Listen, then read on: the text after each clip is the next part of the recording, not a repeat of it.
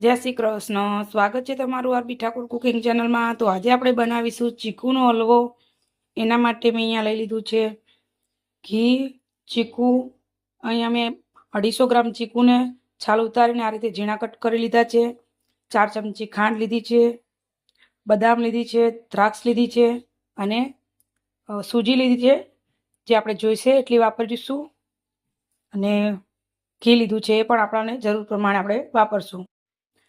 તો ચાલો બનાવવાનું શરૂ કરીએ। આપણે ગેસ ઉપર કઢાઈ મૂકી દીધી છે અને આપણે કઢાઈ સરસ ગરમ થઈ ગઈ છે। આપણે એમાં 1 થી 2 ચમચી જેટલું ઘી નાખીશું। સરસ ગરમ થાય એટલે આપણે એમાં અહીંયા મેં 2 ચમચી જેટલી સૂજી લીધી છે, નાખી દઈશું। આપણે સૂજી નાખીએ એટલે હલવામાં એકદમ દાણેદાર ટેક્સચર આવે છે। અને જો આપણે ડાયરેક્ટ ચીકુનો હલવો કરીએ તો એટલો બધો દાણેદાર નથી બનતો, સ્મૂથ બને છે। એટલા માટે મેં અહીંયા સૂજી લીધી છે। સૂજીને શેકી લેવાની છે। હલવો બહુ જ મસ્ત બને છે અને ઝટપટ બની પણ જાય, વાર નથી લાગતી કંઈ। મહેમાન આવતા હોય કે એવું કંઈ હોય તો આપણે બનાવીને સર્વ કરી શકીએ છીએ। એમાં ગેસ ઉપર સૂજીને સરસ શેકવાની છે, સોનેરી થાય ત્યાં સુધી। જોઈએ તો સૂજી સરસ એકદમ સરસ સોનેરી કલર આવી ગયો છે। આપણે સૂજીનો હલવો બનાવતા હોય એટલે આટલો બધો ડાર્ક કલર નથી કરતા, પણ આપણે ચીકુનો હલવો બનાવીએ એટલે આટલું ડાર્ક કલર કરવાનો।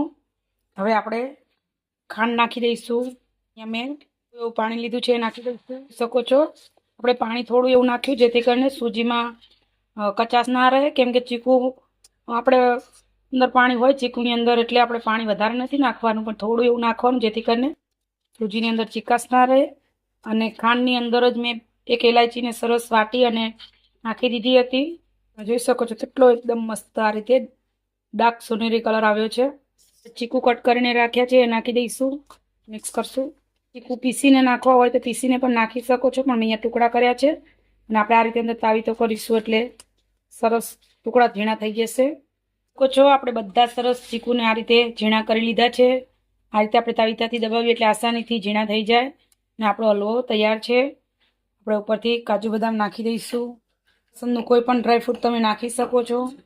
આ રીતે ચીકુનો હલવો બનાવ્યો છે કે નહીં મને કમેન્ટ કરીને કહેજો, અને ન બનાવ્યો હોય તો એક વખત જરૂરથી બનાવજો, કારણ કે બહુ જ મસ્ત લાગે છે। અને જો તમારે આમાં ખાંડ ના નાખવી હોય તો તમે ખાંડ સ્કીપ પણ કરી શકો છો, કેમ કે ચીકુ ગળ્યા જ હોય, પણ મેં અહીંયા 2 ચમચીથી 3 ચમચી જેવી નાખી છે। આપણે હલવાને સર્વ કરી દઈએ।